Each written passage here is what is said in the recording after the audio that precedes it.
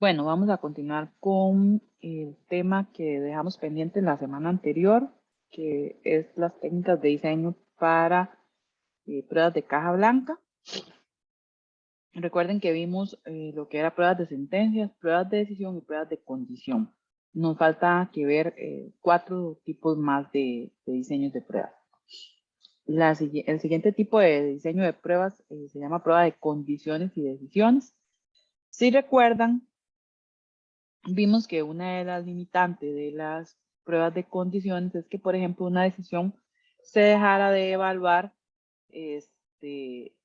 con verdadero o con falso. Entonces, esta técnica de diseño viene básicamente a solventar ese problema. Puede ser que hayan casos en los que no se necesiten más pruebas que en la prueba de condición, pero habrán ocasiones en las que sí eso se requiera. Recuerden que teníamos decisiones que podían ser simples, como una expresión booleana, por ejemplo, A mayor que B, o podríamos tener decisiones que eran complejas, formadas por más de una condición. En este caso, tenemos 3 condiciones, A mayor que B, X más Y igual a -1, y la tercera condición es D diferente de true. Recuerden que las condiciones se separan por los operadores lógicos OR o AND, ¿verdad? Entonces, eso es lo que me dice que tengo más de una condición en una decisión. Entonces, lo que teníamos es que para lograr una cobertura de decisión, solo necesitábamos alguna vez 2 casos de prueba. Una con que la decisión se evaluara como verdadera y otro que la decisión se evaluara como falsa. En este caso, necesitamos que cada condición atómica sea evaluada en una prueba como verdadero y como falso para satisfacer la cobertura de decisión.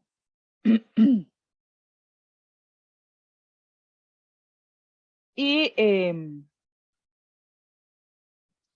este caso, la hipótesis que se plantea es que solo probando todas las condiciones puede que no sea suficiente. Entonces, recuerden que esta era la limitante que teníamos. Teníamos un fragmento de código, if A and B, aquí tenemos una decisión formada de 2 condiciones porque hay un AND. Entonces, si nosotros evaluamos la cobertura de condición de esta forma, en donde A es falsa y B es verdadera, evaluamos la decisión como falsa. Y si evaluamos en el segundo caso de prueba, A igual true y B igual false, vean que cumplimos que las condiciones, la condición A es evaluada con false y es evaluada con true, y la condición B es evaluada con true y es evaluada con falso. Pero si nos vamos a la decisión, recuerden que cuando tenemos un AND, la única forma de evaluar la decisión como verdadera es cuando las 2 condiciones sean verdaderas. En este caso, como estamos evaluando false y true y luego true y false, la decisión en ambos casos la evaluamos como falso. Entonces, habría que agregar un tercer caso de prueba para probar la decisión como verdadera. Puede ser que aún así con estas pruebas no sea suficiente. Recuerden que la semana anterior también mencionamos que depende del ámbito del sector en el que nos encontremos o la aplicación, la funcionalidad que tenga, sea necesario que se ejecuten todos los casos de prueba que requiera ese algoritmo. Entonces, puede ser que aún con estos 3 casos de prueba no sea suficiente, ¿verdad? Entonces, eso depende del nivel de exigencia que yo quiera tener para la aplicación. Entonces, ahora veamos este ejercicio. Recuerden que lo que buscamos entonces con la prueba de condiciones y decisiones es que cada condición debe ser evaluada como verdadera y debe ser evaluada como falso. Y además que la decisión sea evaluada también como verdadera y como falsa. Debo cumplir con los dos criterios para lograr una cobertura de condición y decisión. Aquí, ¿cuántas decisiones tengo?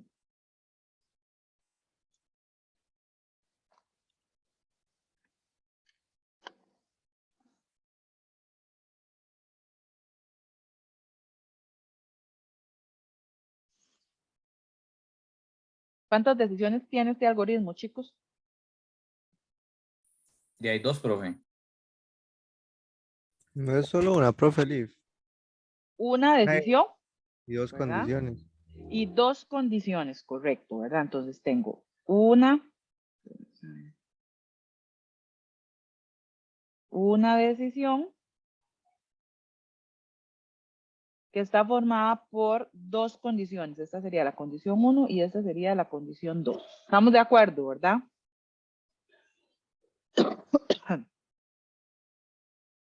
Sí, estamos de acuerdo. Sí, profe. Ok. Entonces, ¿cuántos casos de prueba necesitaríamos para lograr una cobertura de condición y decisión?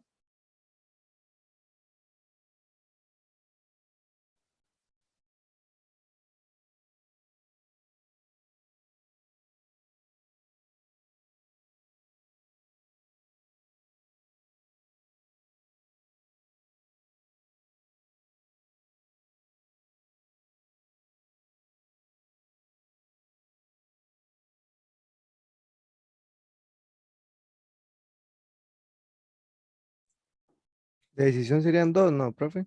Para que se evalúe verdadero o falso.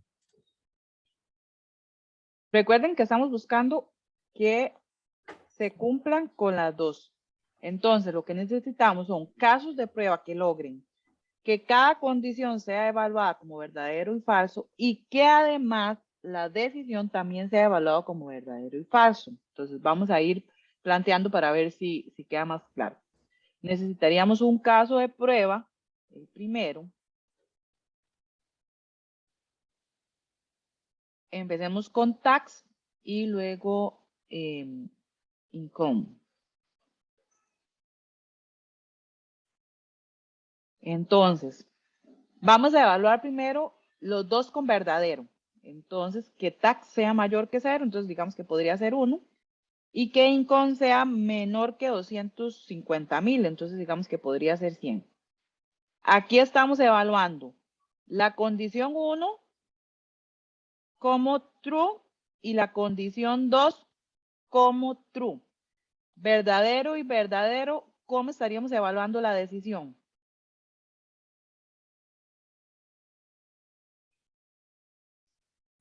La decisión sería verdadera, ¿no? La decisión también sería verdadera, ¿verdad? Necesitaríamos un segundo caso de prueba. Vean que ya evaluamos las dos condiciones como verdadero y la decisión como verdadero. Entonces, lo que nos haría falta sería un caso de prueba en donde evaluemos las dos condiciones como falsas y eso me daría la decisión como falsa.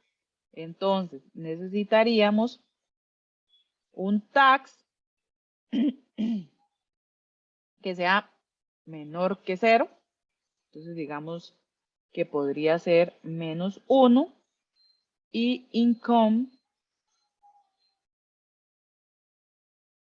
mayor que 250,000, entonces podría ser 250,001. Entonces aquí la condición sería falsa, la condición 2 también sería falso, falso y falso me da una decisión falso.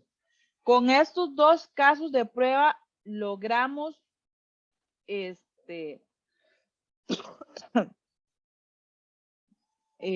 vean que me interesaba. Cada condición evaluada como verdadero y como falso.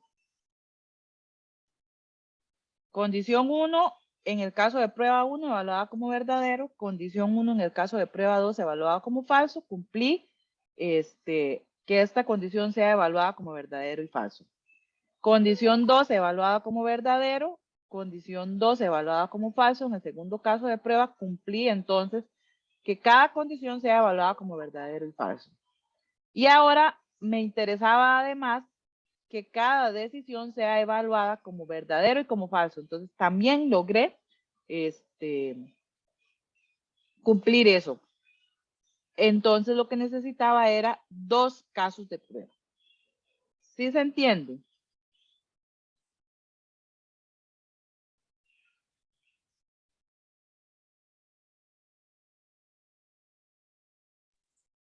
Yo sí, profe. Ok.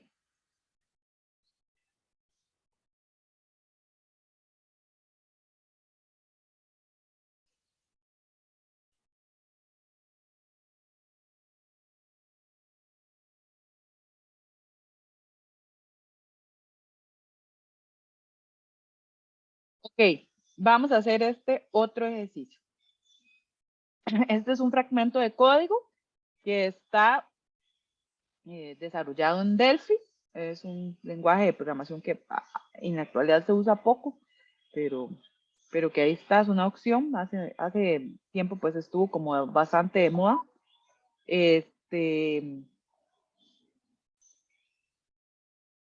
¿Cuántos casos, cuántas decisiones tenemos aquí?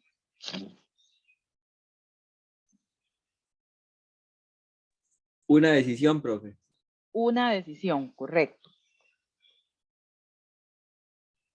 Porque solo hay un if. ¿Cuántas condiciones?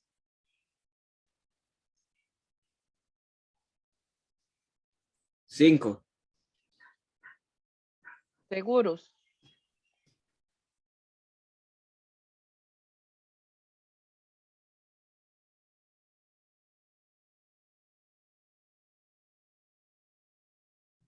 Seis, si no es gallo, gallina.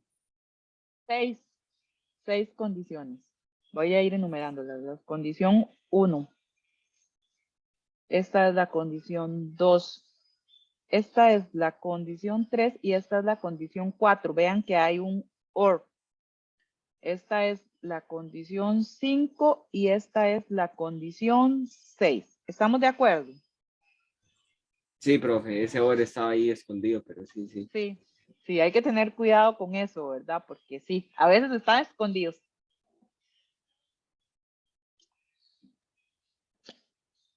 Ok. Tengo 6 condiciones. Necesitamos otra vez lograr una cobertura de condición y decisión. Entonces, recordemos, lo que queremos es que cada decisión sea evaluado como verdadero y como falso, y que cada condición también sea evaluada como verdadera y como falso. Entonces, lo que queremos es definir casos de prueba que cumplan eso. Voy a definir primero el caso de prueba, digamos, como más fácil, porque es lo que hay más opciones, es cuando la decisión es falsa.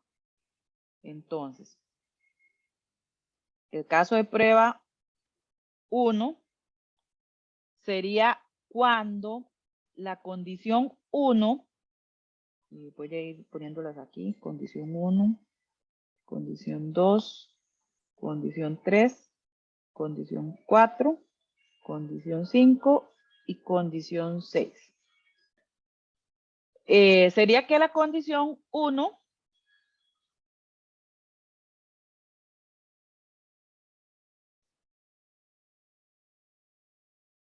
sea falsa, ¿verdad?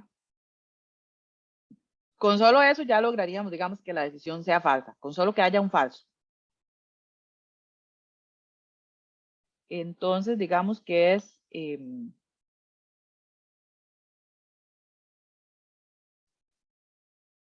entonces la condición 1, falsa. Y lo demás puede ir verdadero, que no hay problema.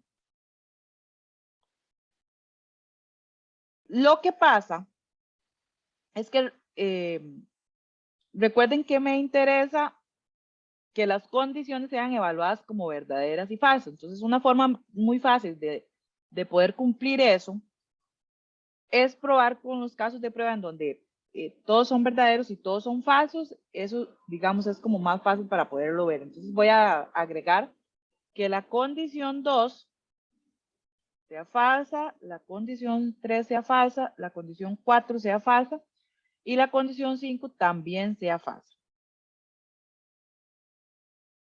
Con la condición 6 hay que tener un poco de cuidado porque vean que tiene una negación. Entonces, si yo envío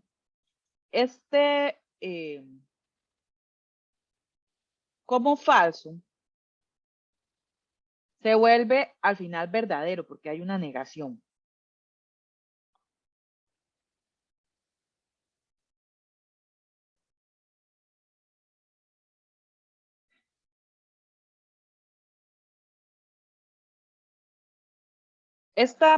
Aquí voy a poner la decisión. La decisión, ya aquí con solo que haya un falso, la decisión la estoy evaluando como falso. Voy a dejar esta última opción de último para que quede más claro cuando haga el cambio para que ustedes vean qué sucede. El caso de prueba 2. Entonces, recuerden que si ya tengo las condiciones evaluadas como falso, ahora me interesa evaluar las condiciones como verdadero y además que la decisión sea verdadera. A veces no es tan fácil que todos verdaderos y todos falsos, porque, como les digo, hay que tener cuidado con las condiciones, porque, por ejemplo, la condición 6 tiene una negación, entonces eso es importante que lo tengamos en cuenta. Pero entonces ahora me interesa que la condición 1 sea verdadero, la condición 2 sea verdadero, la 3 sea verdadero, la 4 verdadero y la 5 también verdadera. ¿Qué pasa con la condición 6? Resulta que si yo en la condición 6 le envío verdadero, al final, ¿en qué se me convierte la condición?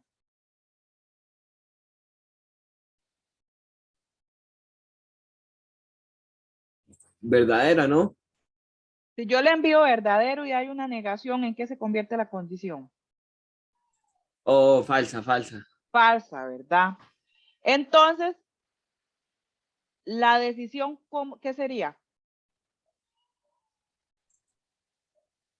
Tendría que ser el caso, la condición 6 tendría que ser falsa para que ella En dé este verdadero. caso de prueba 2, la condición 6 tendría que ser falsa para que la decisión sea verdadera.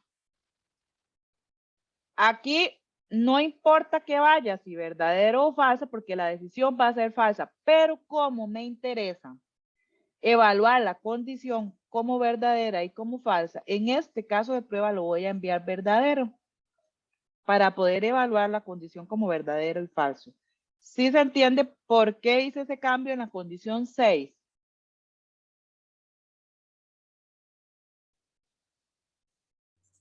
Sí, profe, por el not, la negación cambia todo.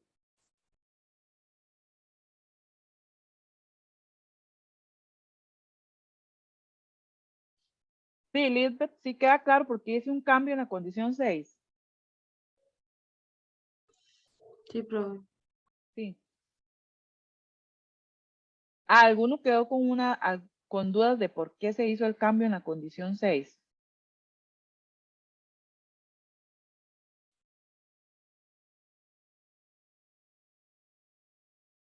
Ok, entonces vean, a mí me gusta mucho este ejemplo porque a veces los casos de prueba son muy fáciles como este, simplemente envío todo verdadero y todo falso. Pero a veces las condiciones tienen trampillas y entonces, como en esta, por ejemplo, había una condición adicional que si uno se va muy rápido no la ve y como esta otra que tiene una negación. Entonces, esta negación cambia todo el juego en la condición. Y vean que el caso de prueba no era tan fácil como todo verdadero y todo falso. Porque si yo enviaba todo falso, esta decisión seguía siendo falsa, pero si enviaba todo verdadero, la decisión también seguía siendo falsa. Y me interesaba que la decisión fuera verdadera. Entonces hay que tener un poco de cuidado con eso. Preguntas con respecto a esta técnica.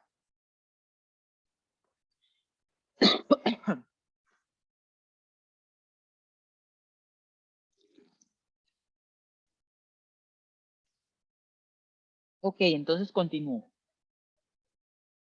La quinta técnica se llama prueba de cobertura modificada de condiciones y decisiones.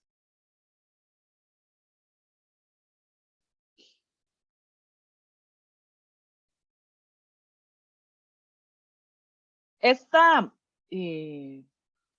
técnica tiene como regla que si yo tengo n condiciones que son atómicas, se requiere n más 1 pruebas.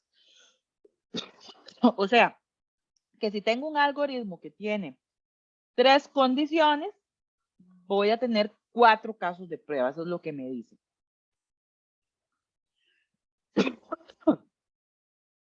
Tiene una limitación, es que no siempre se puede alcanzar este tema de las condiciones, porque tenemos algoritmos que tienen condiciones que están acopladas o que el compilador ejecuta circuitos cortos. Nosotros tal vez no vamos a profundizar mucho en ese tema de los circuitos cortos, pero para que se hagan una idea, hay lenguajes de programación en los que sucede, por ejemplo, que si yo tengo un AND y envío la primera condición como falsa, el lenguaje de programación, digamos que es un poco inteligente en ese sentido y dice, ¿para qué voy a evaluar la segunda condición si ya sé que la primera condición es falsa? Entonces, por rebote, esta decisión, como lo que sigue es un AND, es falsa, entonces no es necesario evaluar la segunda condición. Y entonces a eso es lo que se llama circuitos cortos, ¿verdad? Que el lenguaje de programación se da cuenta de esos aspectos y entonces sigue sin evaluar los siguientes condiciones en la decisión, ¿verdad? Corta el circuito. Entonces, puede ser que en esos tipos de lenguajes de programación, pues se den ese tipo de características.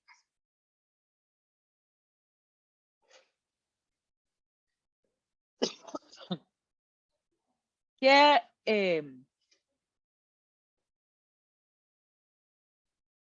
entonces es lo que dice esta técnica? Bueno, lo que dice es que cada condición atómica debe ser evaluada en ambos sentidos, verdadero y falso. Eso ya nosotros lo sabemos hacer.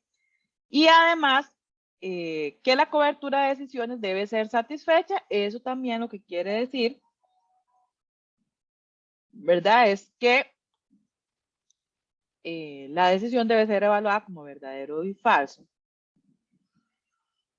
Y que cada condición determina el resultado una vez con verdadero y otra vez con falso. Hay una tablita que es como se calcula, digamos, esta técnica que nos permite cumplir con esos criterios. Pero aquí básicamente es muy fácil de obtener el número de casos de prueba porque ya sabemos que es n más 1, o sea que si tengo 3 condiciones, tengo 4 casos de prueba. Si tengo 5 condiciones, tengo 6 casos de prueba y así sucesivamente. La hipótesis aquí, o lo que estamos planteando, es que solo probando todas las decisiones y las condiciones puede ser que no sea suficiente. Recuerde que conforme vamos avanzando con las técnicas, a excepción de la última técnica que vamos a ver, lo que estamos buscando es ser más estrictos con el nivel de calidad que estamos cumpliendo. Entonces, que si en una aplicación me piden que que tengo que aplicar la técnica de condiciones y decisiones, es porque estoy siendo muchísimo más estricto con el nivel de exigencia de calidad de la aplicación. ¿Cómo entonces se obtiene los casos de prueba con esta técnica? Bueno, dice que si yo tengo una decisión, que es esta que ustedes pueden ver aquí, if A or B, esa es una decisión que está formada por 2 condiciones, A o B, entonces tengo que dibujar una tabla que va a tener 3 columnas. Esta columna, esta otra y esta otra. En la primera columna voy a escribir la expresión lógica, que sería A or B, y luego true y false. Y luego en las filas voy a tener las condiciones, que en este caso serían A y B, dos condiciones. Y en la siguiente columna voy a tener el número de espacios en blanco igual al número de condiciones. Vean que tengo dos condiciones, entonces tengo dos espacios por cada fila, ¿verdad? El siguiente paso, en cada fila, en realidad lo que estoy haciendo es como para que ustedes vayan viendo cómo va cambiando, pero en realidad la tabla sería solo una fila, digamos. Lo que voy a hacer es que voy a llenar los espacios en blanco de forma diagonal, en la segunda columna con T y en la tercera columna con F. Entonces me quedaría algo como esto. Esto fue lo que hice. Lleno con T y luego lleno con F en forma diagonal. ¿Por qué con T y por qué con F? Bueno, porque estoy en la columna de las T, de los verdaderos, y en esta porque estoy en la columna de los falsos. El tercer paso lo que dice es, bueno, ya tenemos esa diagonal, los demás espacios reemplácelos, o sea, los espacios que me quedaron vacíos en blanco, reemplácelos por valores que son neutros. Una F si lo que estoy evaluando es un OR y una T si lo que estoy evaluando es un AND. En este caso lo que estoy evaluando es un OR, entonces voy a reemplazar por Fs. Entonces, este espacio lo reemplazo por una F, este espacio lo reemplazo por una F igual aquí. Y en el último paso lo que dice es, elimine cualquier prueba que sea duplicada. Cada fila va a representar una prueba. Entonces, vean que evalúo primero con true, luego con falso, luego viceversa, falso y true. Y vean que en esta columna tengo un caso de prueba que está repetido porque evalúa dos veces con falso. Entonces, puedo eliminar uno de los casos de prueba. Entonces, me quedarían 3 casos de prueba.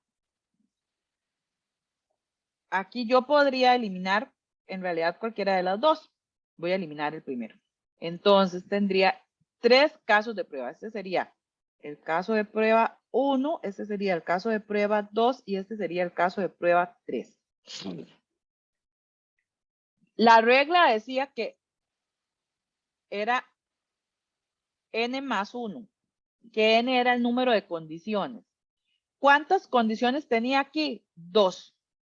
A y B. Entonces, 2 más 1, eso me da 3 casos de prueba, que fueron los que obtuve aquí, ¿verdad? Esto me tiene que dar esto mismo.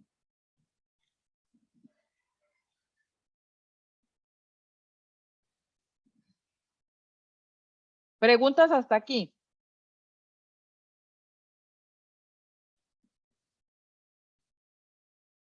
Voy a resolver otro ejercicio.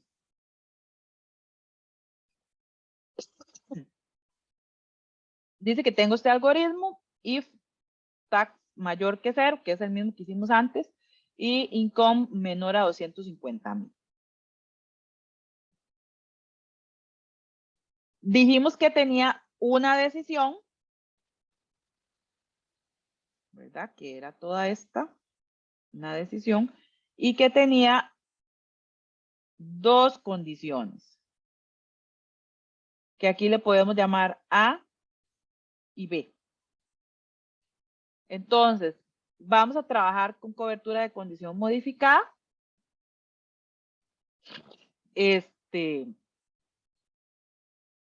Lo que dice el procedimiento para calcular los casos de prueba de esta técnica es que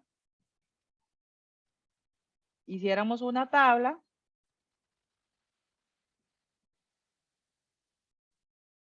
de 3 columnas. Aquí vamos a tener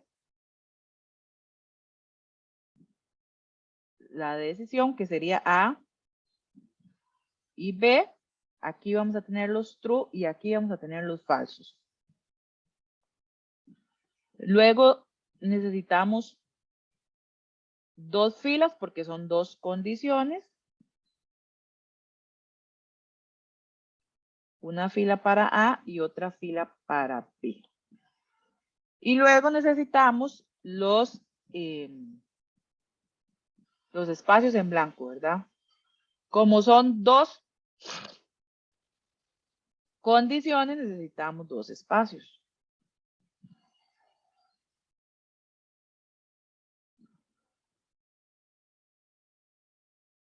El siguiente paso decía, vamos a llenar en diagonal con verdaderos y con falsos. Entonces, en esta columna con verdaderos y en esta columna con falsos. El tercer paso decía, los espacios en blanco que quedan, reemplácelos por verdaderos si la condición es, si la decisión es verdadera, o por falsos si la decisión es OR. En este caso, vean que estoy haciendo un AND, entonces reemplazo por verdaderos.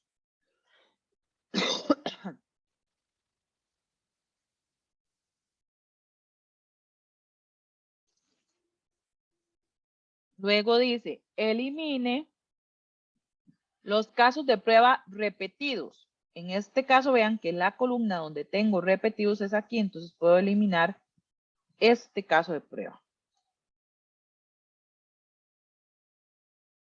Me quedaron 3 casos de prueba. ¿Cuáles casos de prueba? Evaluar la condición A con verdadero y la condición B con verdadero. Evaluar la condición A con falso y la condición B con verdadero. Evaluar la condición A con verdadero y la condición B con falso.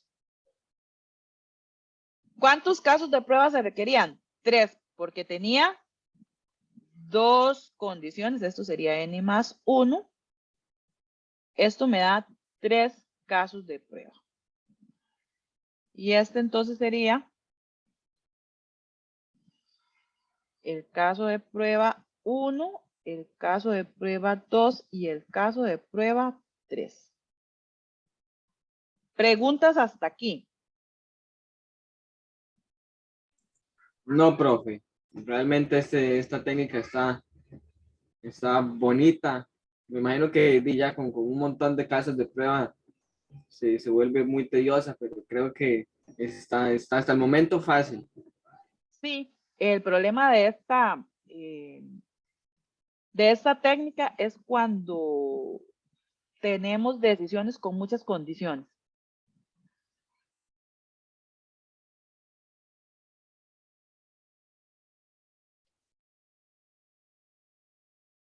Este sería otro ejercicio que después podríamos resolver o ustedes podrían resolver, que fue el que yo, ¿verdad? Hice antes, que es bien lento porque son muchas condiciones. La siguiente técnica que vamos a ver se llama prueba de múltiples condiciones.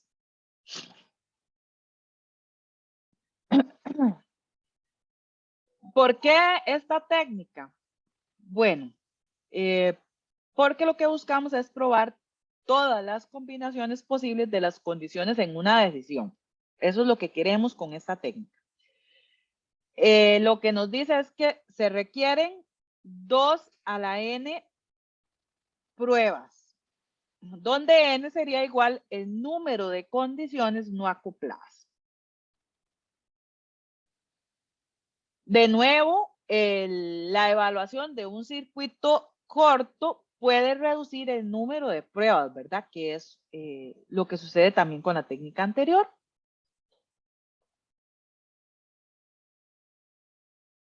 Esta técnica tiene una limitación, es fácil determinar el número de pruebas que yo requiero, igual que en el caso anterior, pero obviamente puede ser difícil de ejecutar debido al volumen de pruebas que se pueden generar.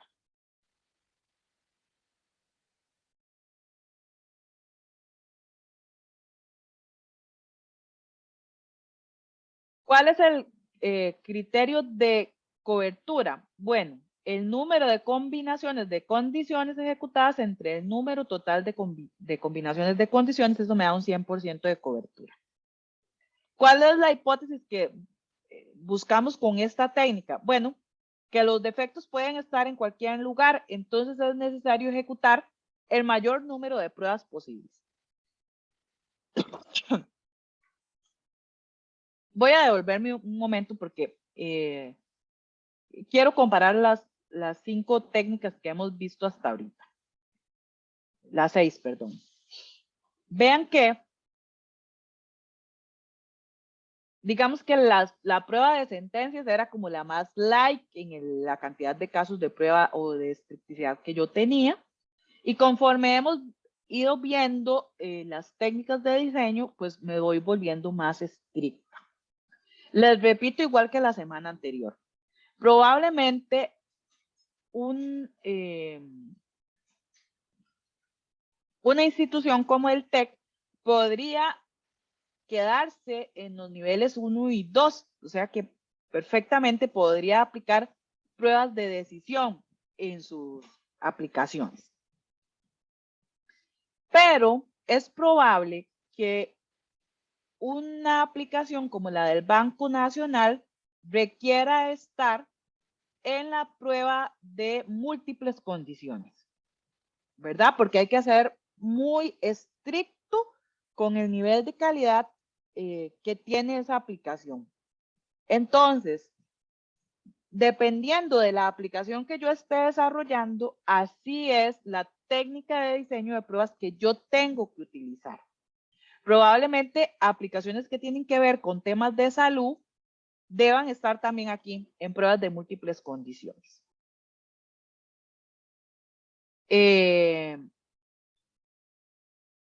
Por ejemplo, la NASA se sabe, digamos, que utiliza este tipo de técnicas, ¿verdad? De pruebas de múltiples condiciones. Ahí son muy estrictos con la exigencia de nivel de calidad de la aplicación. Puede ser que, por ejemplo,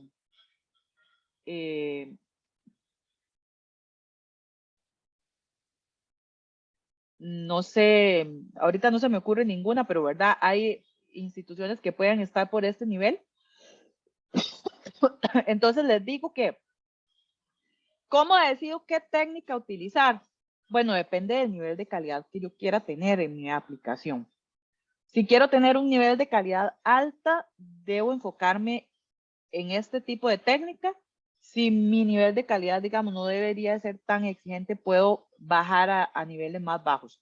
Entonces, eso es importante tenerlo claro. ¿Cómo entonces se trabaja esta técnica? Bueno, es muy fácil calcular el número de pruebas que yo necesito, es 2 a la n. Vean que el ejemplo que estoy utilizando es un if, en donde tengo A, OR B, and C. Tengo 3 condiciones. A es una condición, B es otra condición y C es otra condición. ¿Cómo calculo el número de casos de prueba? Sería 2 a la 3. Esto me daría 8 casos de prueba.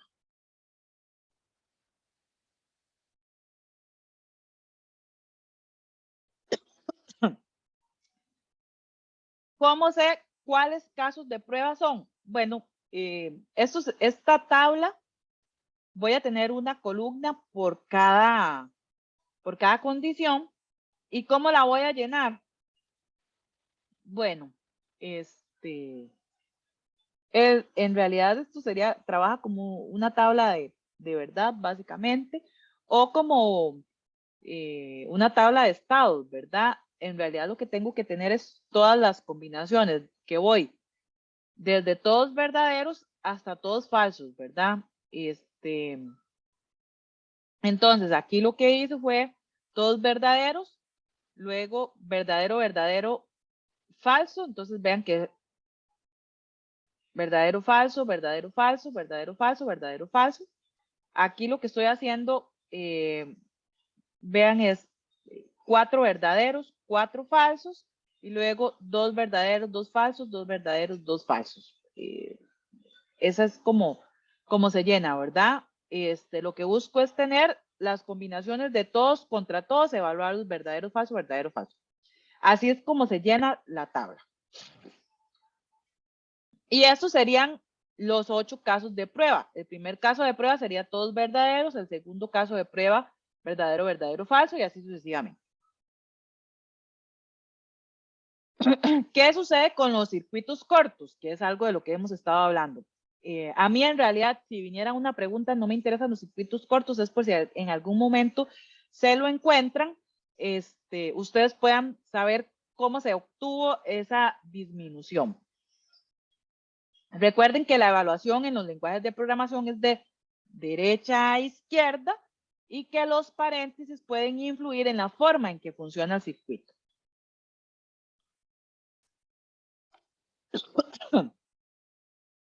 Y aquí muy importante tener en cuenta lo que les decía del compilador es que cuando la decisión es un AND, si la primera condición es falsa, entonces no hay necesidad de evaluar el B porque ya sé que la decisión es falsa. Y en el caso del OR, si la primera condición, o sea A, es verdadera, tampoco hay necesidad de evaluar la segunda condición porque ya sabemos que la decisión es verdadera.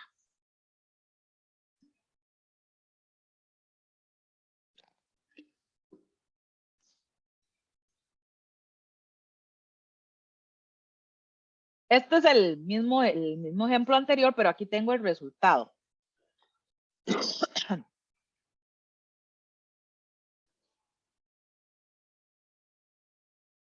Aquí si todo es verdadero, la salida también es verdadera.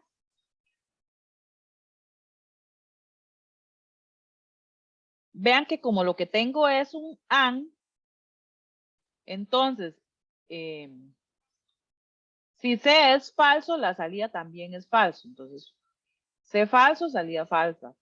C falso, salida falsa. C falso, salida falsa. C falso, también salida falso. Y si esta condición es falsa, pues también entonces el resultado va a ser falso. Esa es otra forma de darnos cuenta.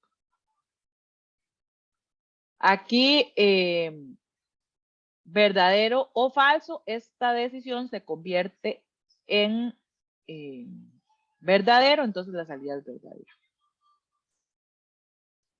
Aquí también esta es verdadera, entonces la salida se convierte en verdadera. Y así es como evaluamos el resultado. Para crear los circuitos cortos, dice que son aquellas combinaciones en las que puede realmente afectarse el resultado. Recuerden que lo que sucede es que como tengo un OR, si A es verdadero, ya no hay necesidad de evaluar el siguiente resultado. Vean que una forma para poder reducir esos circuitos es que, por ejemplo, cuando A es verdadero, no importa que venga en B, si true o false, el resultado siempre va a ser verdadero. Entonces, este es un caso de prueba que yo podría reducir, ¿verdad? Si A es verdadero, no importa que venga en B, true o false. Profe, para C, digámosle, otro de esos que uno puede reducir es con C. Si C es falso, ya se sabe que el resultado va a ser falso. Correcto. Vamos a ver aquí.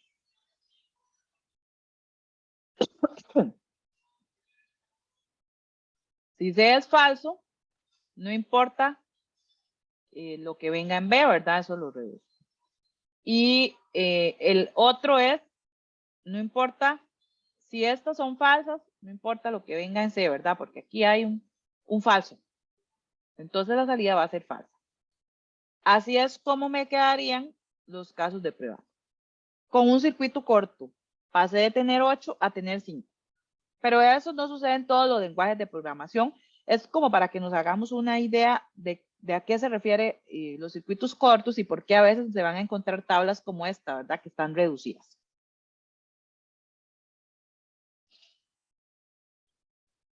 Voy a seguir con el mismo ejercicio al que le hemos venido aplicando las diferentes técnicas. De nuevo, aquí teníamos una decisión que tenía dos condiciones, ¿verdad? A y B. Y vean que lo que tenemos es un AND. Aquí lo que nos dice es que tengo 2 a la 2. Esto me daría 4 casos de prueba.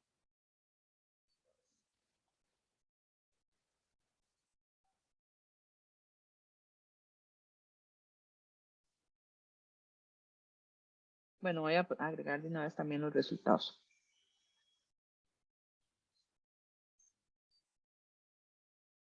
Aquí tengo A, B y los resultados. Entonces, son 4 casos de prueba, ¿verdad? Verdadero,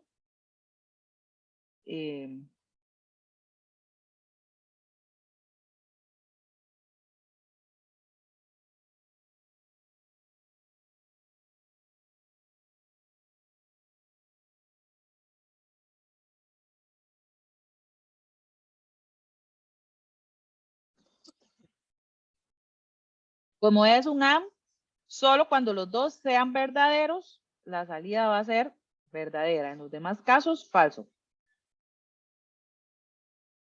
Estos serían entonces los 4 casos que yo tengo que ejecutar. Los dos verdaderos, verdadero, falso, falso, verdadero y falso, falso. ¿Estamos de acuerdo?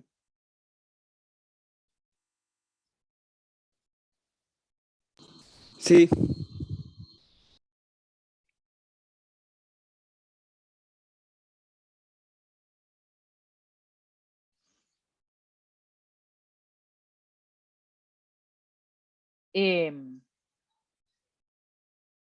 Vean que la tabla se vuelve mucho más complejo. Igual aquí, digamos, no lo voy a llenar, pero si tuviera 6 condiciones, necesitaría 64 casos de prueba, ¿verdad? Eso es lo complicado, digamos, de esta técnica. Incrementa muchísimo el número de casos de prueba dependiendo de la cantidad de condiciones que tenga la decisión. Preguntas hasta aquí.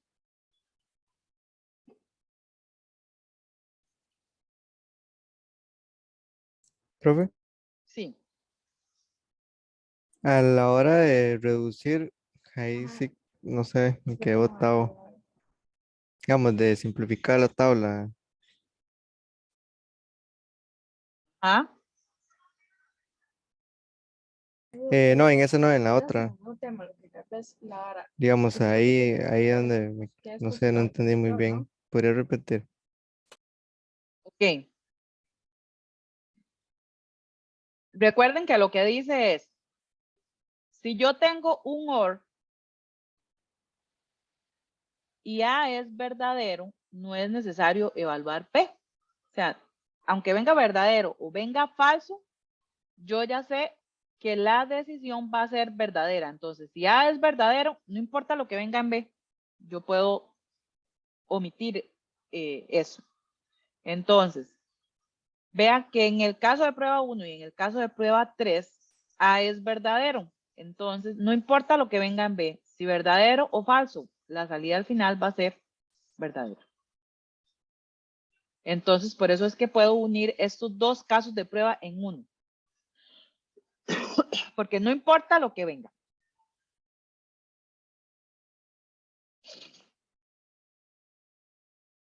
Con el AND lo que dice es, vean que aquí lo que sucede es que, digamos que esta decisión la podemos transformar en una condición que sería, digamos, X. Entonces, como es una A, si X es falso, no importa lo que venga en C.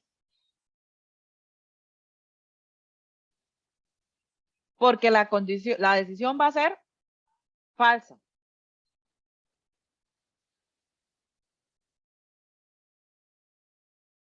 Ese es este otro. Vean que de nuevo aquí lo que voy a hacer es unir falso y falso. Como estas dos son falsos, la X es falso, entonces C, no importa lo que venga en C, el resultado es falso. De nuevo, falso y falso. Como esto es falso, no importa lo que venga aquí, el resultado es falso. Entonces, esto los puede unir. Y los anteriores,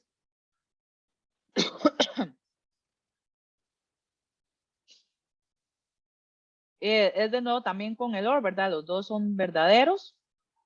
No importa lo que venga en B, entonces lo puede unificar, la salida es falsa. Es lo que sucede. Aquí estoy trabajando con el OR. Dice que si A es verdadero, no importa lo que venga en B, porque esta salida es verdadera. Así es como se reducen. No sé, no, si quedó más claro. Sí, profe. Gracias. ¿Alguna otra pregunta?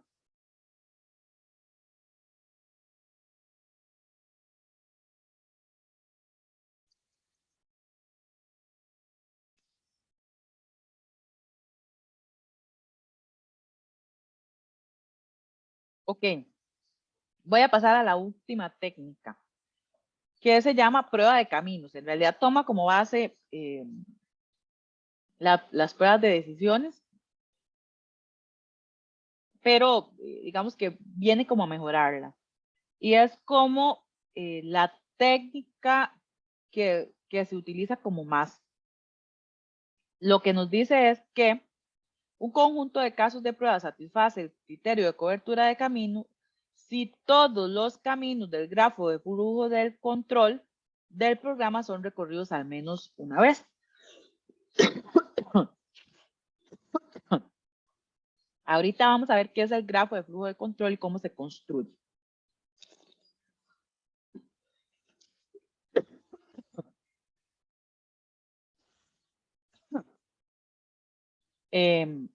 Dice que es un criterio fuerte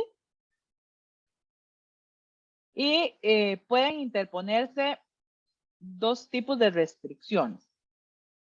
Que logremos una cobertura de caminos simples o una cobertura de caminos elementales. La cobertura de caminos simples lo que dice es que necesitamos cubrir los caminos sin repetir arcos, y la cobertura de caminos elementales dice que debemos cubrir los caminos sin repetir los nodos. Ahora vamos a ver en el grafo de flujo de control qué significan esos dos tipos de cobertura. En realidad, un grafo de flujo de control se parece mucho a un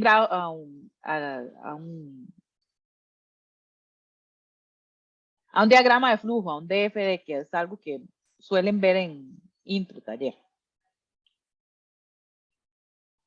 Es una representación mediante grafos dirigidos del flujo de control del programa. Está formado por tres elementos: los nodos del grafo, que representan segmentos de sentencias que se ejecutan de forma secuencial. En este caso, este sería un nodo, este sería un nodo, este sería un nodo, este sería un nodo. Las decisiones, que representan las bifurcaciones, ¿verdad? Como los if, los while, los case, etcétera, ¿verdad? Y los arcos del grafo, que representan las transferencias y son las líneas que unen dos nodos o un nodo y una decisión, ¿verdad? Entonces, estos son las líneas, los arcos, y estas son las decisiones. En este grafo tengo 4 nodos, 2 decisiones y las flechas, ¿verdad? Que serían los arcos.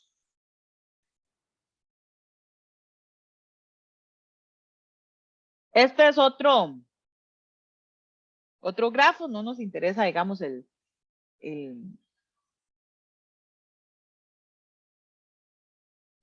algoritmo, sino que nos interesa el grafo. Este grafo responde a un algoritmo X. Dijimos que teníamos, en este grafo podemos tener diferentes caminos. Por ejemplo, yo puedo ir de 1 a 5.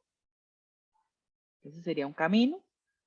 Puedo ir de 1, 2, 4 y 5, ¿verdad? Ese sería otro camino. Puedo ir 1, 2, 3, 1, 5. Ese sería otro camino.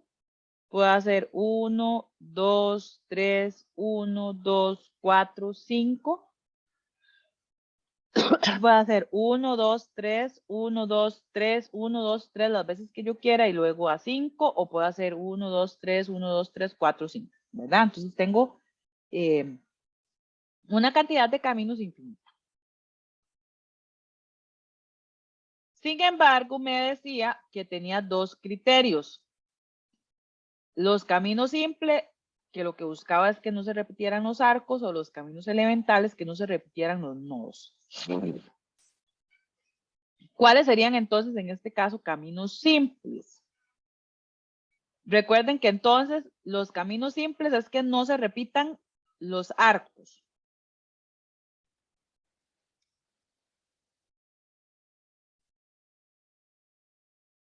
Entonces, 1,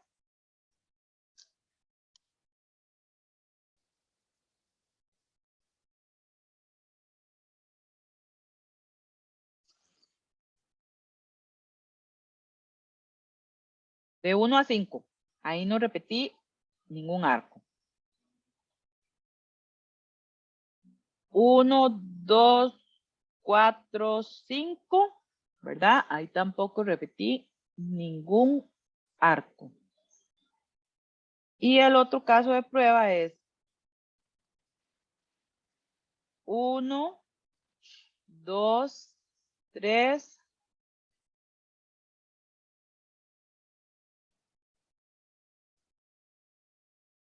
y luego otra vez 1, 5.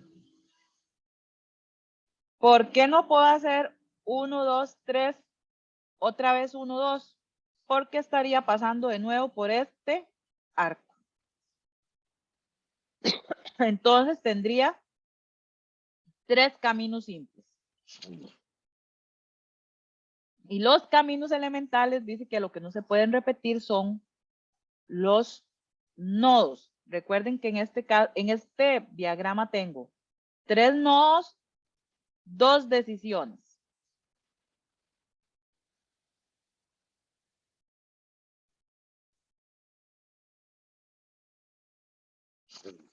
Entonces, vean que están los mismos casos de prueba, 1, 5, 1, 2, 4, 5, 1, 2, 3, 1, 5.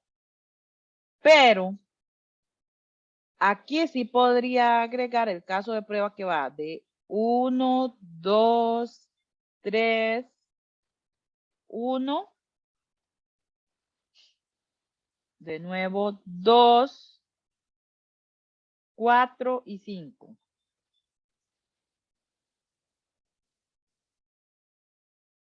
¿Por qué aquí sí puedo hacer eso? Porque vean que no estoy repitiendo, solo pasé una vez por 3, solo pasé una vez por 4 y solo pasé una vez por 5. Lo que repetí fueron decisiones, no repetí nodos. Eso sería el cuarto caso de prueba con caminos elementales.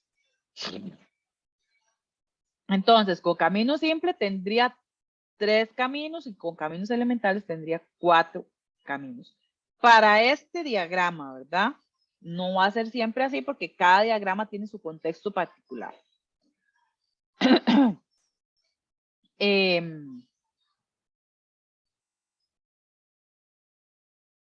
Cada camino representa un caso de prueba. Entonces, con caminos simples tendría 3 casos de prueba, con caminos elementales 4 casos de prueba.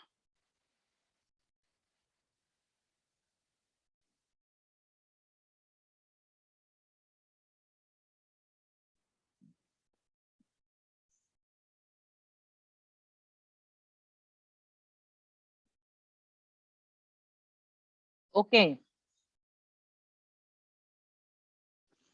tengo este algoritmo que lo que hace es calcular el máximo común divisor del número.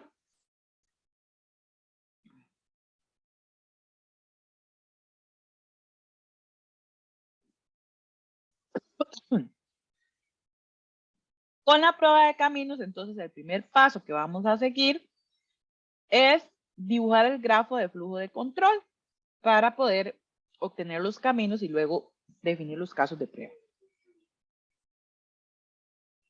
Aquí lo que podríamos hacer es que voy a numerar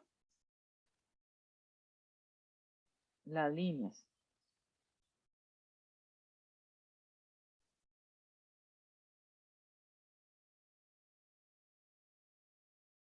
Esta línea la voy a unir porque en realidad él es, digamos, como que no es tan importante. La línea 1 y 2 también la pude haber unido, ¿verdad? Porque como son secuenciales, la pude haber reducido. Y lo voy a dejar separada porque ya lo dejé así. Entonces, voy a tener el nodo 1. Del nodo 1 voy al nodo 2. Del nodo 2 paso a la decisión que está en la línea 3. Si 3 es falso, me lleva a la línea 7. Y si es verdadero, me lleva a una nueva decisión que está en la línea 4. Si 4 es verdadero,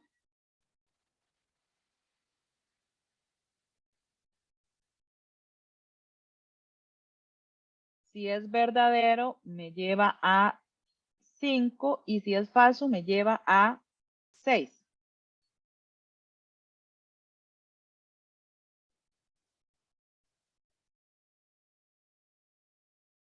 De la línea 5, regreso a 3 porque es un while, ¿verdad? Y de la línea 6, también regreso a 3 porque es un while. ¿Sí estamos de acuerdo? Ese sería el diagrama.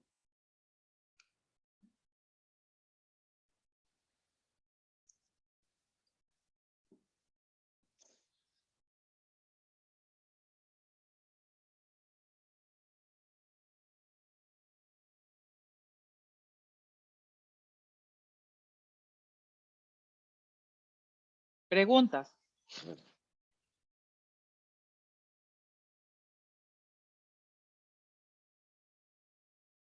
Ok. Este es el mismo diagrama. Aquí sí uní los dos nodos. Y aquí lo que hice fue que, digamos que saqué como un punto ahí de intersección en donde cualquiera de los dos en realidad devuelve a 3. Pero es lo mismo separado que juntos. Ahí entonces está el mismo diagrama. Aquí lo pongo numerado, que fue como lo hice aquí, para que más fácil manejarlo.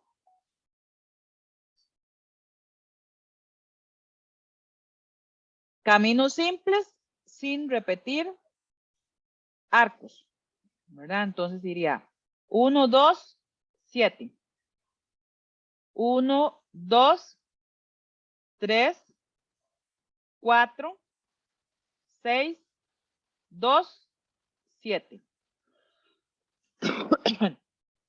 Y el otro camino sería 1, 2, 3, 5, 6, 2, 7. ¿Verdad? Tendría 3 caminos. ¿Cuáles serían los casos de prueba? Recuerden que cada camino representa un caso de prueba. Entonces, para seguir el primer camino, que es 1, 2, 7, vean que entra el while solo cuando B es diferente de 0, entonces por eso el primer, no importa lo que ingrese en A, en realidad en este caso de prueba, pero que B sea igual a 0. Entonces ese sigue el camino 1, 2, 7. El segundo caso de prueba sería cuando A sea mayor que B. Sería este. A2, B1. Y el tercer caso de prueba es el contrario, ¿verdad? Pueden ser iguales o aquí A podría haber sido 0, por ejemplo, o -1. No sé. Ese sería el tercer caso de prueba. Preguntas hasta aquí. Entonces vean que los pasos para las pruebas de caminos es dibujo el grafo, obtengo los caminos y para cada camino obtengo un caso de prueba. Preguntas.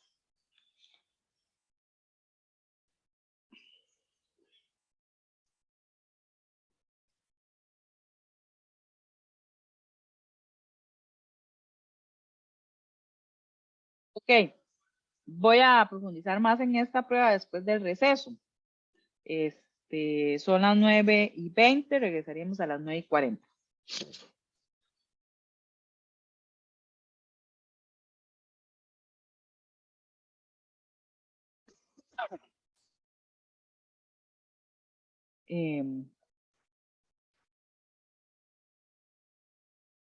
Asociado a esta técnica de prueba de caminos, hay una métrica que se conoce como complejidad ciclomática. Esta métrica lo que permite es estimar cuál es la complejidad lógica de un componente software, de un algoritmo. Es un indicador que es totalmente independiente, pero que no que nos va a decir es cuál es el número de caminos que existen en ese grafo. O sea, cuántos caminos al final debería obtener yo de ese grafo.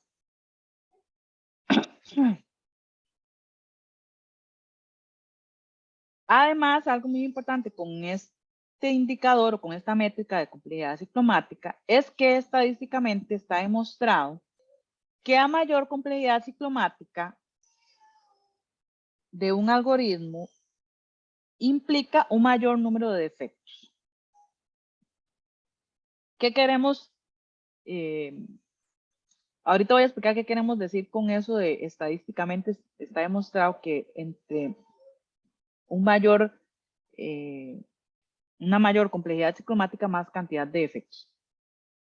¿Cómo calculo o cómo obtengo la complejidad ciclomática? Bueno, hay 3 fórmulas, pero al final de cuentas, cualquiera de las 3 fórmulas que yo utilice debería darme lo mismo. Entonces, una forma de poder corroborar que el cálculo está bien es que si utilizo las 3 fórmulas, el dato con las 3 fórmulas debería ser el mismo.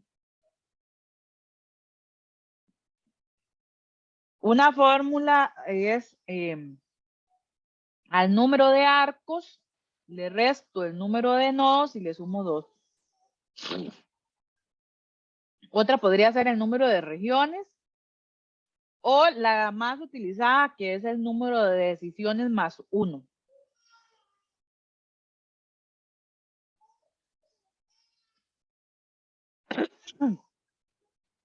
Cuando yo tengo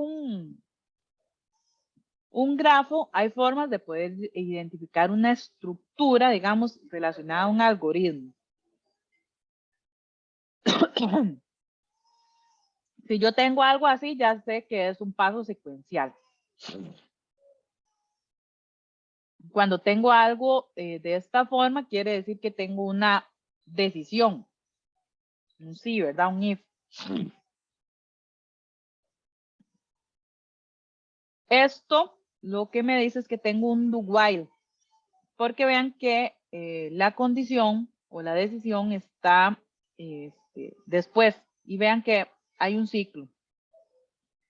Y este sería un while o un for, ¿verdad? En donde la decisión está al inicio. Igual ahí está el ciclo y cuando la decisión es falsa, entonces falsa. Yo tengo este grafo que responde a un algoritmo X.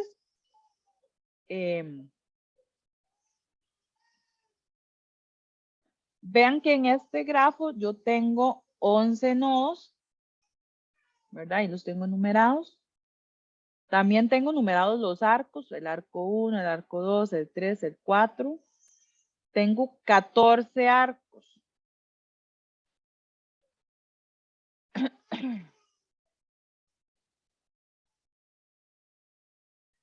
La fórmula decía que era arcos, que son 14, menos nodos, que son 11, más 2, eso me da 5 caminos. Luego dice que también se podía calcular con el número de regiones. Al final de cuentas, las regiones son o están asociadas a una decisión. Cada decisión me va a dar una región cerrada. Entonces vean que aquí tengo una región, esta es otra región, esta es otra región, aquí las tengo numeradas, son 5. Si ustedes ven esta línea discontinua, lo que dice es que cada algoritmo, digamos, debe tener, digamos, o que hay una línea imaginaria que me permite llegar desde el último nodo al primer nodo para cerrar todo el algoritmo y eso me da una región número 5, por eso habla de regiones cerradas. También podría haber hecho las regiones más 1, ¿verdad? No cuento esta número 5 de una vez, sino que se la sumo, ¿verdad? Porque ya sé que hay una región que es la que me da esta línea imaginaria. Y la otra forma de calcular la complejidad ciclomática era decisiones más 1.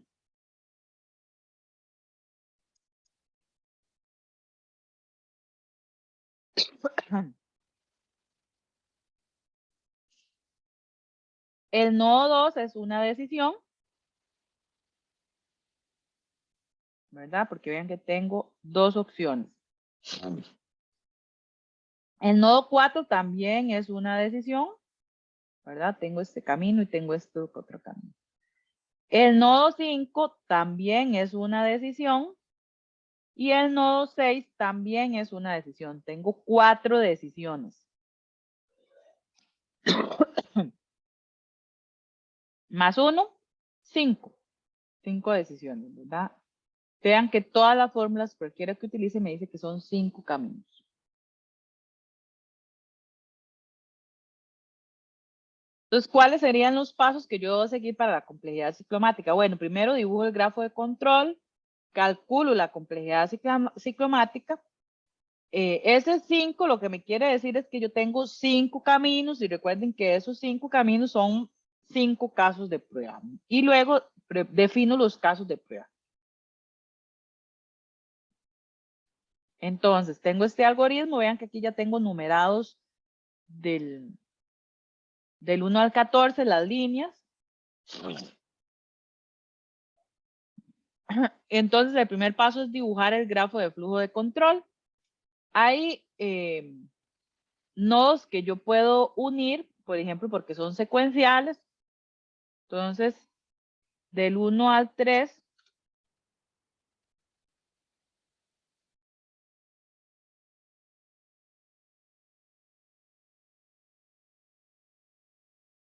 lo puedo unir, ¿verdad? Es un solo nodo.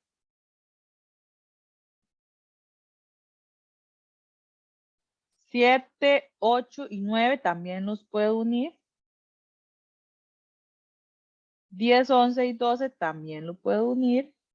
Y 13 y 14 también lo puedo unir.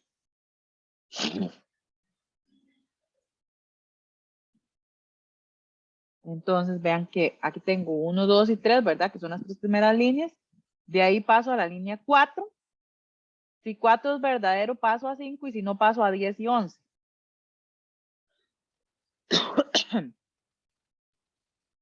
Aquí uní 12, 13 y 14, que al final es lo mismo que la uniera aquí arriba.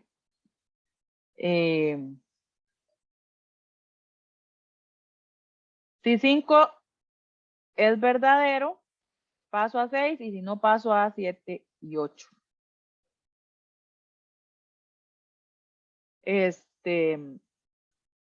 De la línea 9, paso a 12, 13 y 14. Ahí es como está Ahí este sería el grafo que responde a aquel algoritmo. Ese era el primer paso. Luego dice que calcule la complejidad ciclomática. Ese es el segundo paso. La fórmula dice arcos menos nodos.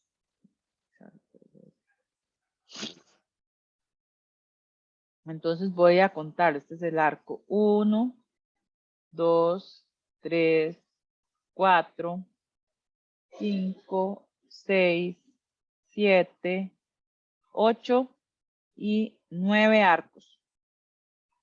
Y tengo 1, 2, 3, 4, 5, 6, 7, 8 nodos. 9 menos 8 más 2, eso me da 3 caminos. Con una complejidad ciclomática de 3.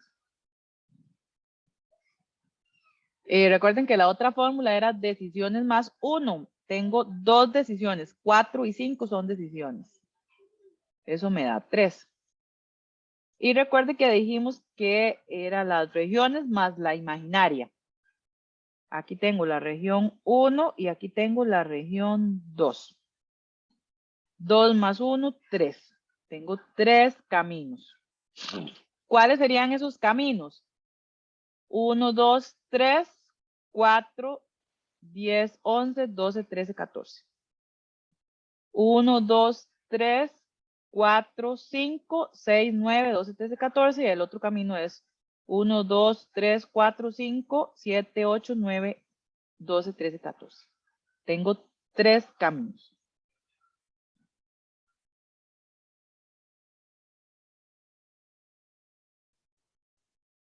Y lo que me faltaría definir son los casos de prueba. Para cada camino tengo un caso de prueba. Entonces, si quiero que siga este camino, entonces tengo que buscar cuáles son los valores que tengo que utilizar para edad, para persona y para cargo, para que pueda seguir ese camino. Entonces, dice que el primer caso de prueba sería cuando la edad es 35, la persona es VIP, el cargo es director. El segundo caso de prueba es cuando la edad es 35, la persona es VIP, el cargo es secretario. Y el tercer caso de prueba es cuando la edad es 25, la persona es VIP, el cargo es director.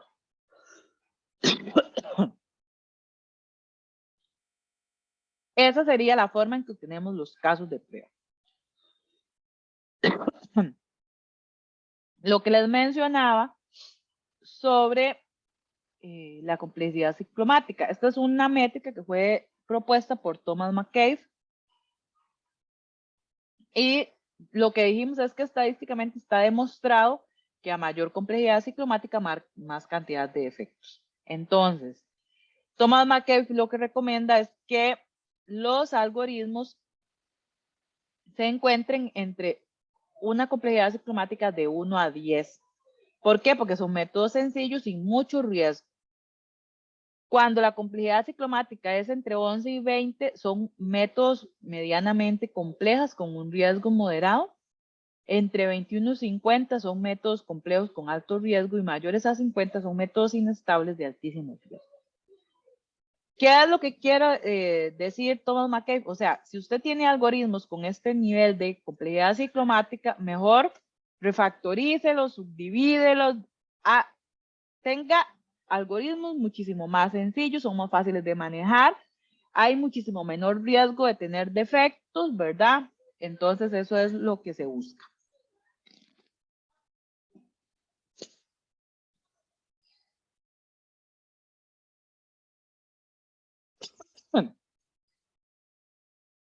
Este es otro ejemplo, un método que lo que hace es clasificar un número como positivo, negativo o cero.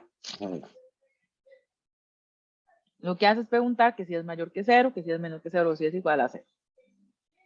Aquí yo hice un video de los pasos para que quede, creo que tengo que volver a compartir la pantalla.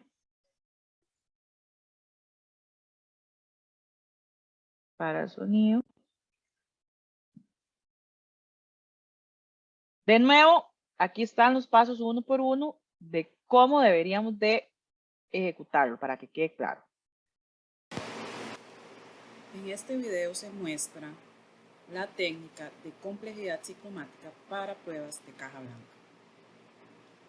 Tenemos un algoritmo que permite clasificar un número en positivo, negativo o cero.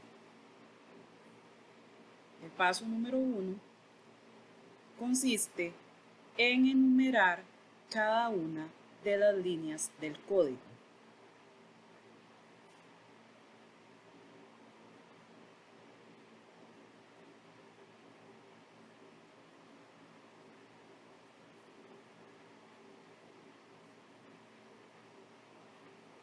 Seguidamente, en el paso número 2,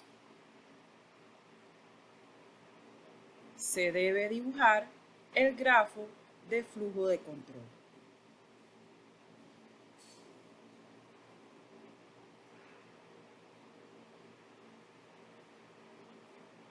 Nadie me mandó eso, ya le llegué.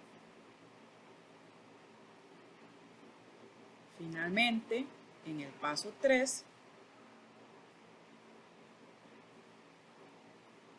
se calcula la fórmula de complejidad ciclomática y se definen cada uno de los caminos.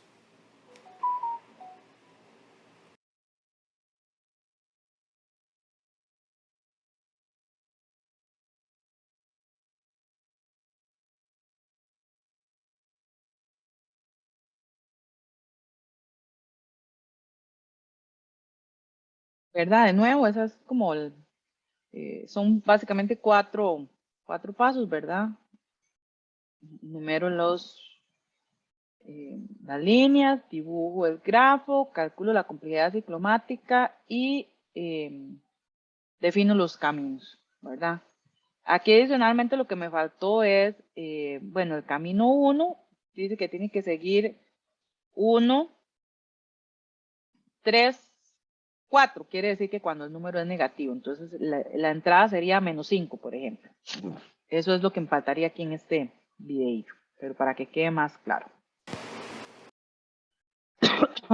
Voy a resolver otro ejercicio para que quede un poco más claro cómo funcionaría.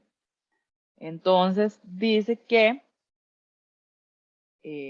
este lo voy a enumerar como 1, 2, 3, este sería 4, este sería 5, 6, 7.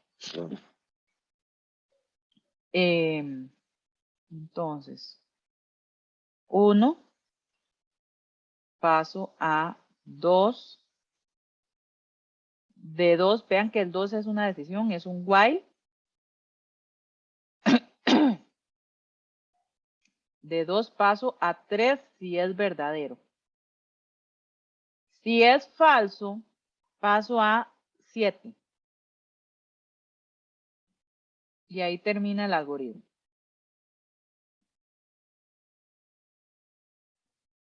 Si 3 es verdadero, paso a 4.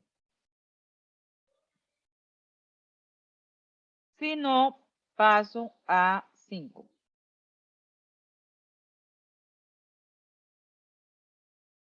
De 4 voy a pasar a 6 y de 5 también voy a pasar a 6.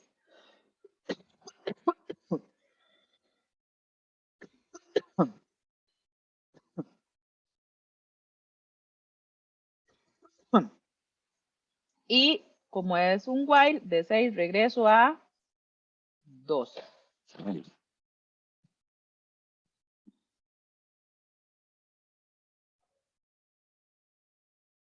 Ese era el primer paso, ¿verdad? Dibujar el grafo. Ahora dice que calculemos la complejidad ciclomática.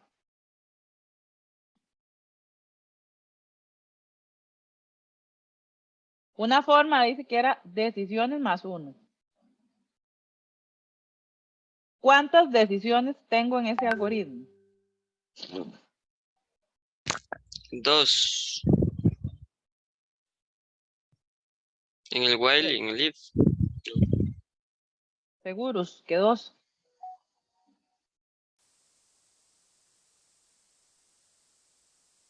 Aquí me falta de hecho una línea, porque este es un else if. Entonces, el 5, el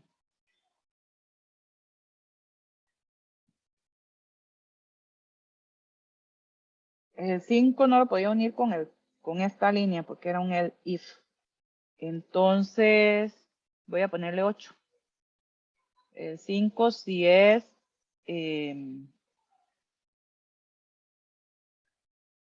va al 8 y del 8 va al 6. Hay 3, ¿verdad? La 2 es una decisión, la 3 es una decisión y la 5 es una decisión. A mí me pasó la de Luis Emilio, omití una decisión. 3 decisiones. Me da 4 caminos. La otra forma de calcularlo era arcos menos nodos más 2, que también debería darme 4. Tengo 8 nodos y tengo, voy a enumerarlos porque a veces cuesta. 1, 2, 3, 4, 5, 6, 7, 8, 9, 10.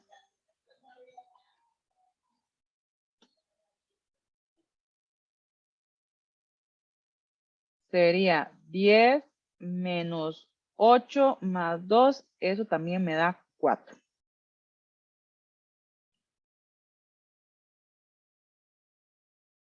Tengo entonces 4 caminos. Vamos a ver cuáles son esos caminos. El camino 1.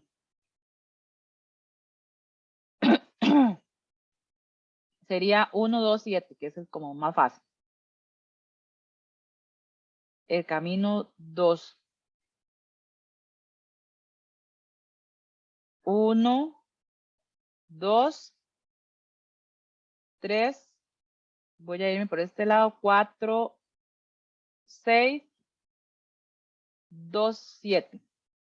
El camino 3, que sería 1, 2, 3, 5, 6, 2, 7. Y el camino 4, 1, 2, 3, 5, 8, 6, 2, 7. Esos son los 4 caminos. Y el último paso es definir entonces los casos de prueba.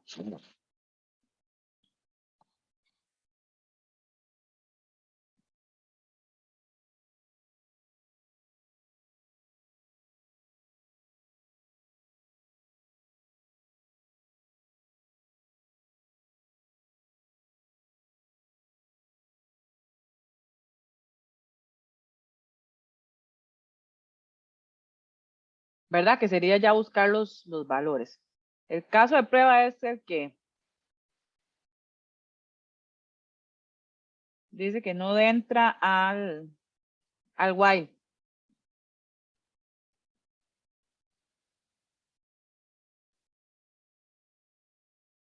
El segundo caso de prueba dice que es el que hace 3, 4. O sea que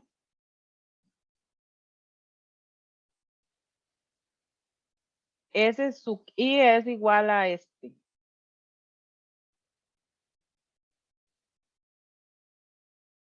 Entonces sería cuando tengo algo así. Esto sería S y esto sería SH.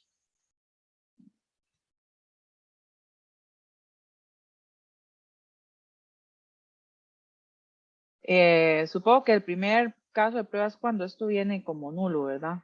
No trae nada.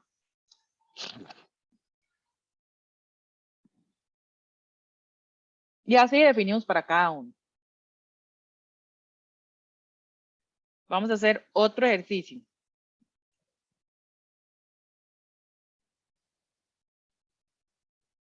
lo que hace determinar es si un año es bisiesto o no. Entonces, estos sí los voy a unir, son secuenciales desde el 1. Esta es la línea 2, 3 y esta también sí las voy a unir, es 4.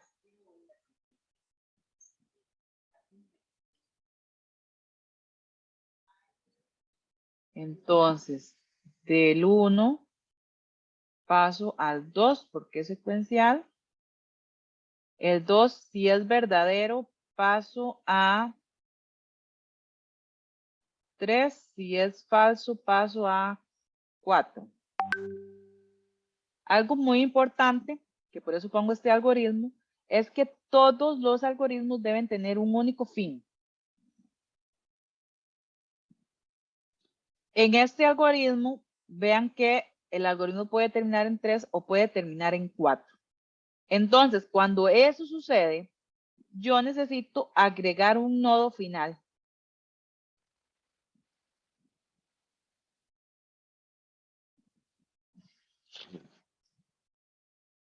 ¿Verdad? Para que se sepa que el algoritmo termina en el mismo lugar. Vamos a calcular entonces la complejidad ciclomática. Dijimos que era decisiones más 1. Solo tengo una decisión. 1 más 1, esto me da 2 caminos. Y era arcos menos nodos más 2. Tengo 1, 2, 3, 4, 5. 5 arcos. Tengo 5 nodos más 2. Esto me da 2.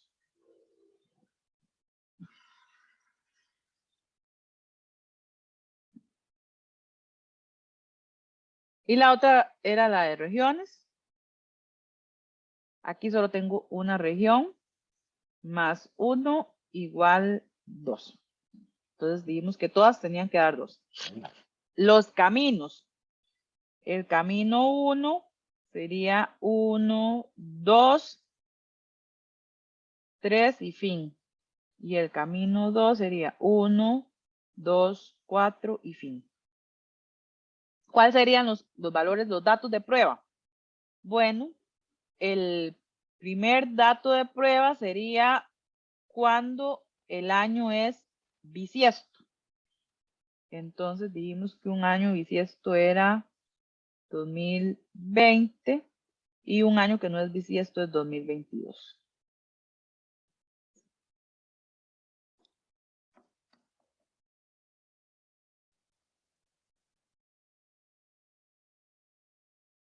Voy a hacer este otro. Todas estas líneas que son secuenciales las voy a unir. Estas 2, estas 3, este es if lo voy a unir 4, 5, este también lo voy a unir 6 y 7.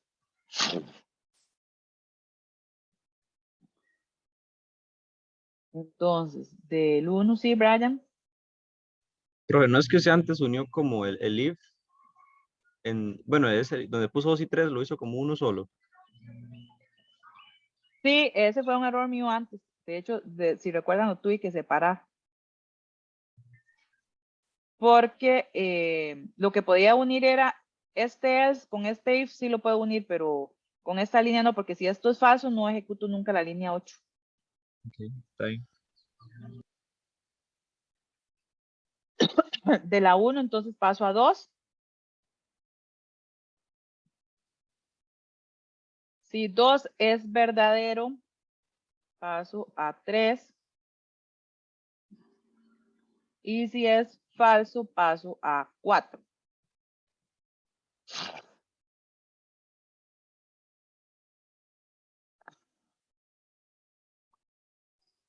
Si 4 es verdadero, paso a 5. Y si no, paso a 6. Y luego me vengo aquí a 7. De 3 paso a 7, de 5 paso a 7 y de 6 paso a 7.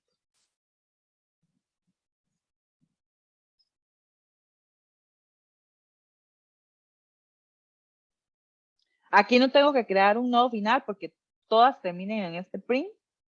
Todas ahí, entonces ahí lo puedo dejar así. Ahora calculamos la complejidad ciclomática. Dijimos que era decisiones más 1. Tengo 2 decisiones, la línea 2 y la línea 4. 2 más 1 igual 3.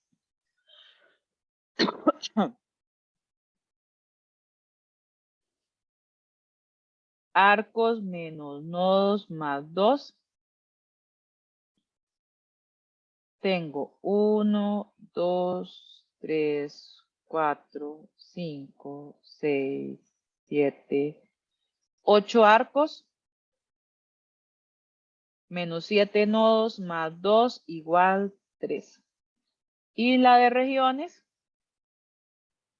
Regiones más 1. Tengo la región 1 y la región 2. Eso me da 2 más 1, también 3. ¿Cuáles serían los caminos? El camino 1 sería 1, 2, 3 y 7. El camino 2 sería 1, 2, 4, 6 y 7.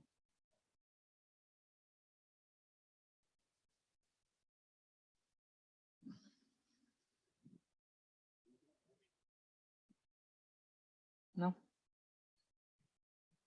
1, 2, 4, 5 y 7. Esos serían los 3 caminos. ¿Cuáles serían los casos de prueba? Bueno, tengo 3 valores. Voy a ponerlos aquí. X. Voy a hacerlo más arriba.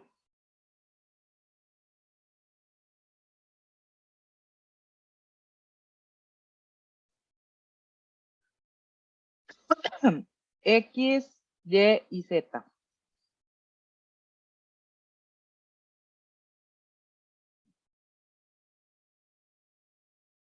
El primer caso de prueba dice que es cuando el valor máximo es X.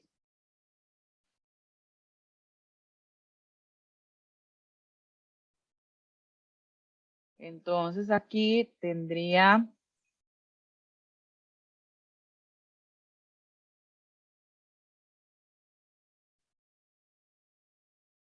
algo así. El segundo camino dice que es el que entra a 6. ¿Qué sería cuando el valor máximo es Y? Entonces sería 5, 10 y 2.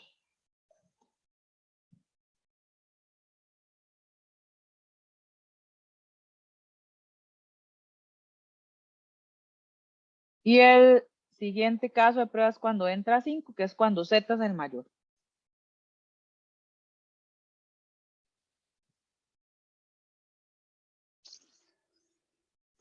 Esos serían los 3 casos de prueba.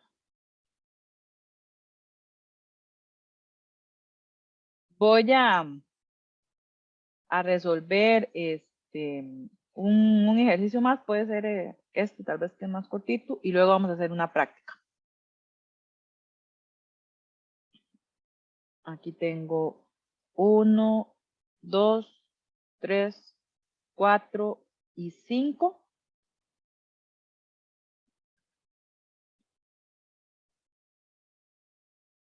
Entonces de 1 dice que paso a 2. De 2, si es verdadero, paso a 3. Y si es falso, termino en 5. Vean que este algoritmo siempre va a terminar en 5. Solo tengo un único fin. De 3, si es verdadero, paso a 4. Si 3 es falso, regreso a 2.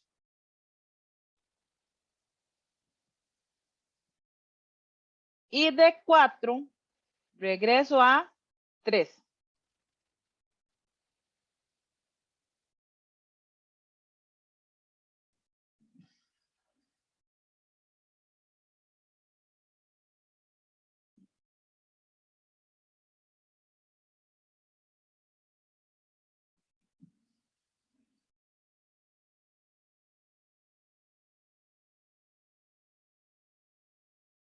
Ok, calculamos entonces la complejidad ciclomática.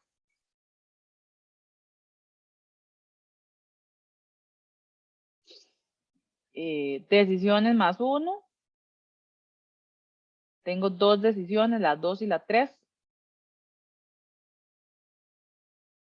3. Arcos menos nodos más 2. Tengo 1, 2, 3, 4, 5, 6. 6 menos 5 más 2, eso me da 3.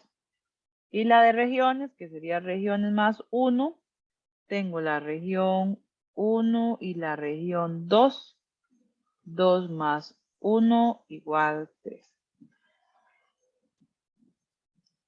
¿Cuáles serían entonces los caminos?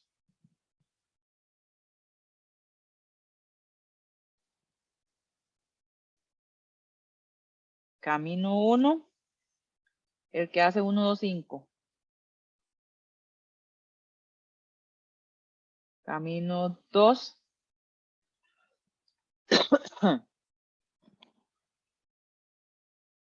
1, 2.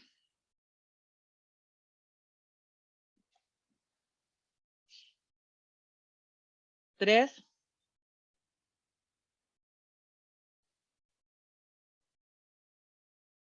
2, 5.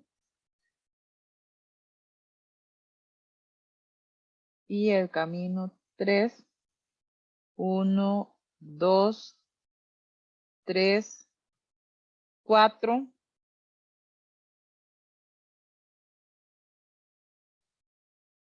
3, 2, 5.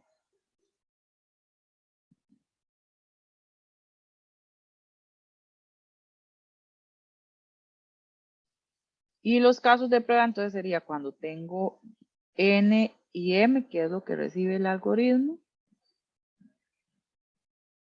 Entonces, el primer caso de prueba es cuando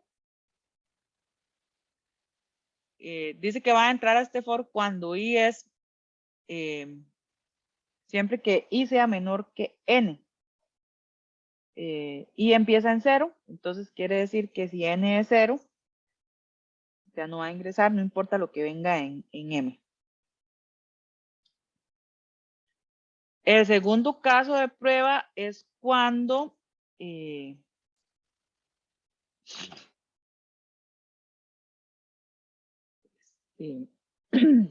no ingresa a segundo for, ¿verdad? Sino que se devuelve. Entonces, digamos que aquí puede ser 2 y M sea 0. Y el segundo caso de prueba es, por ejemplo, 2 y 2. El tercero, perdón.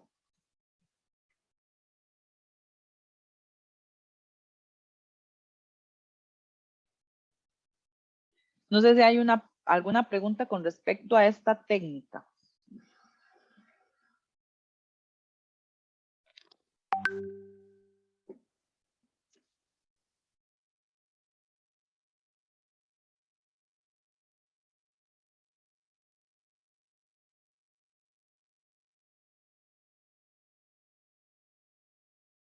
Preguntas, dudas, comentarios. ¿Sí quedó claro?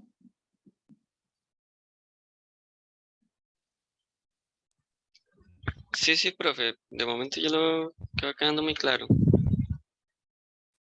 Sí, yo creo que las dudas van a empezar a salir cuando empiecen a trabajar solos, ¿verdad? Porque a veces hay cosas que uno cuando está dibujando el grafo, pues comete errores y esas cosas, pero bueno, ahí lo vamos a ir viendo. Entonces vamos a pasar a la práctica.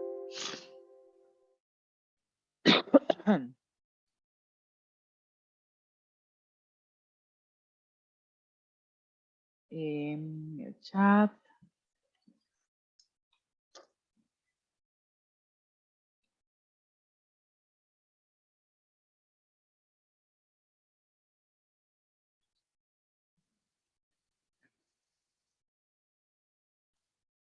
Ahí está. Voy a ver si tengo abierto o no. No sé si. Ahí está abierto.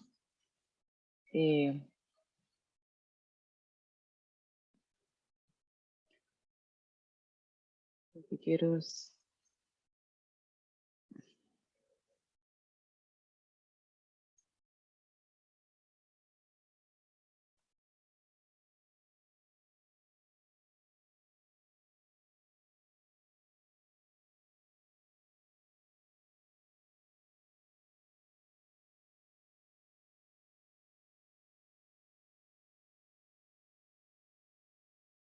Son dos algoritmos.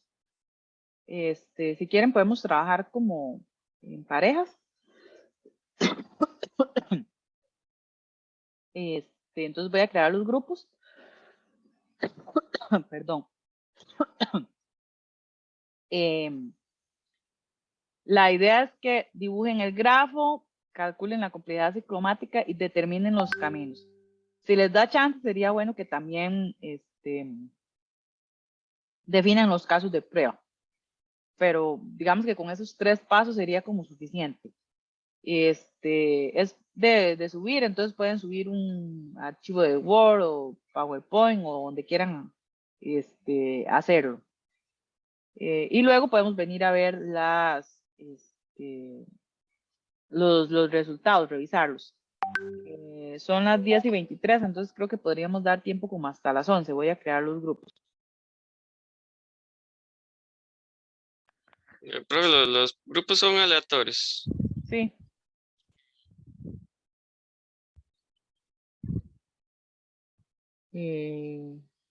Listo, ahí los creé, entonces voy a darles 30 minutos. Regresamos a las 11 para ver cómo les fue. Cualquier cosa, si tienen alguna duda, me pueden escribir para unirme a la sala o llamarme ahí por Zoom. A mí no me aparece el grupo, profe, todavía. No se ha abierto las salas. Ya las voy a abrir. Listo.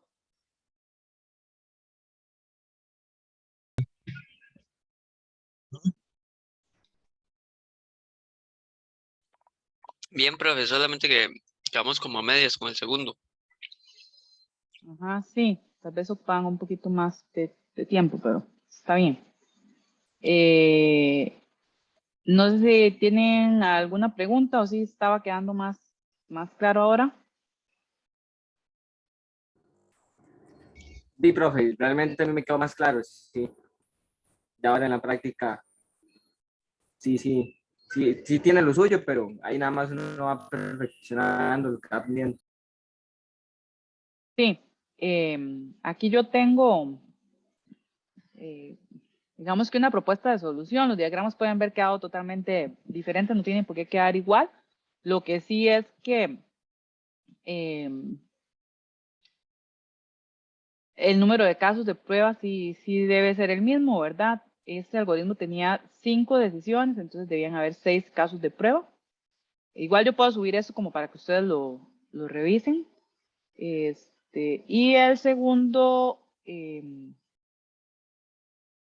algoritmo, sí, no. Profe, una consulta, digamos, uno, ya viéndolo en un futuro, uno puede elegir el tipo de caso de prueba que puede realizar. Digamos, el que más le gusta a uno o nos va a tocar hacer una de cada, o sea, como una práctica de cada una en el examen, digo yo. De la técnica. Ajá. Ya, eso depende. generalmente yo esta técnica sí les pido que hagan una y puede ser que alguna de las otras enmarcar con X y eso, pero este sí me gusta que lo desarrollen, les pongo un algoritmo y que ustedes lo desarrollen. Ah, ok, buenísimo. En el segundo caso, el segundo algoritmo que era que decía equals, aquí habían también seis decisiones y eso me daba 7 casos de prueba. Y aquí ya los tengo numerados.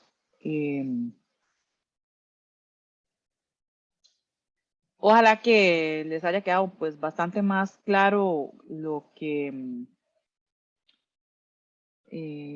consistían estas técnicas. A partir de la próxima semana pues vamos a pasar ya a algo más práctico que son cómo automatizar pruebas unitarias. Recuerden que para la próxima semana se requiere que tengan instalado Angular, que es con la herramienta que vamos a trabajar.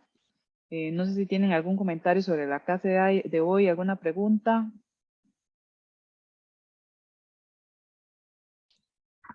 No, profe, que todo va bien, todo muy claro, más bien, muchas gracias. Pero también, profe, muy buena clase. Sí, a mí me gustó bastante esta última práctica, estuvo muy interesante. Igual, profe. Gracias. Ok, listo. Entonces nos vemos la próxima semana. Chao. Chao, Profe, profe, gracias. muchas gracias.